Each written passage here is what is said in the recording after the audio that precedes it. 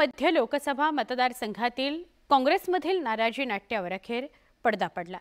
वर्षा गायकवाड यांच्या उमेदवारीनंतर नाराज झालेल्या नसीम खान यांनी त्यांचा स्टार प्रचारक पदाचा राजीनामा मागे घेतला। त्यामुळे वर्षा गायकवाड यांना मोठा दिलासा मिळण्याची शक्यता आहे।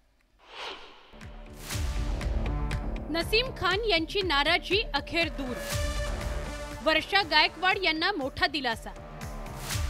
भाजपकडून काँग्रेसच्या खेळीवर वार, उत्तर मध्य मुंबईत कुणाची सरशी? पक्षाच्या वतीने जे दुर्लक्ष कोणाच्या सांगण्यावर करण्यात आलेल्या अल्पसंख्याक समाजाला तो जो रोष आहे, मला सुद्धा ती नाराजगी आहे। प्रचार समितीतून जो मी राजीनामा दिला होता, मी राजीनामा परत घेतोय।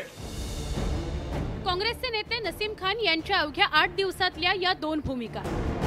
उत्तर मध्य मुंबईतून काँग्रेसने वर्षा गायकवाड यांना उमेदवारी जाहीर केल्यावर 28 एप्रिलला नसीम खान यांनी उघड नाराजी नोंदवली आणि काँग्रेसच्या स्टार प्रचारक पदाचा राजीनामा दिला होता।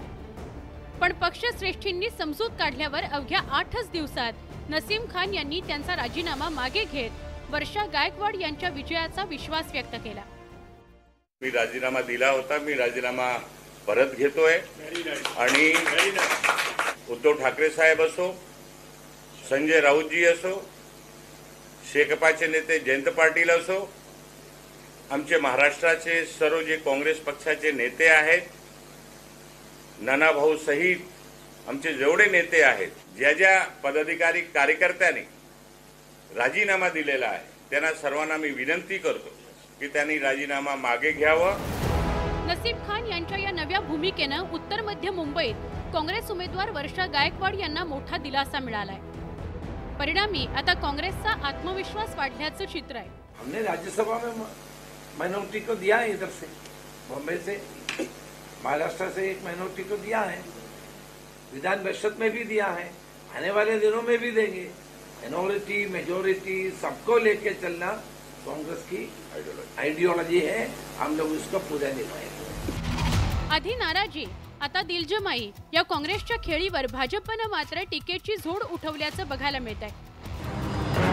वडेट्टीवारांनी उज्ज्वल निकमांवर केलेल्या आरोपांमुळे आधीच उत्तर मध्य मुंबई मतदारसंघ चर्चेत आहे। त्यात आता नसीम खान यांनी वर्षा गायकवाड यांचा प्रचार सुरू करण्याचा निर्णय घेतल्याने उत्तर मध्य मुंबईचं गणित बदलण्याची शक्यता आहे। या बदललेल्या गणिताचा फायदा नेमका कुणाला होतो हे बघणं महत्त्वाचं ठरणार आहे। Bureau report, news 18 Lokmat.